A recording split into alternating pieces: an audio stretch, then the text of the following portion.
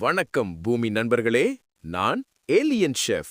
இன்னிக்கு 5 நிமிஷத்துல alien style chicken biryani செய்ய போறேன். தேவையான பொருட்கள்: பாஸ்மதி அரிசி, சிக்கன், வெங்காயம், தக்காளி, தயிர், மிளகாய், பிரியாணி மசாலா, புதினா, கொத்தமல்லி. முதலில் சிக்கனை தயிர், மஞ்சள், மிளகாய்த்தூள், உப்பு, பிரியாணி மசாலா சேர்த்து நல்லா மேரினேட் பண்ணிக்கலாம். பாத்திரத்துல எண்ணெய் ஊத்தி வெங்காயம் கோல்டன் பிரவுன் ஆகும் வர வதக்கணும். ஏலியன் நோஸ்க்கு வாசனை சூப்பர்.